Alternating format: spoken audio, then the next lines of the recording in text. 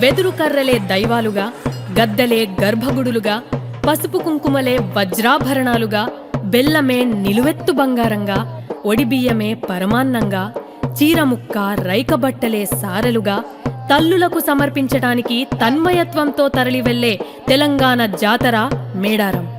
వనదేవత, మనదేవత, జనదేవత అంటూ నమ్మకాన్ని నింపుకుని కోట్లాది మంది భక్తులు కదిలే జాతర మేడారం.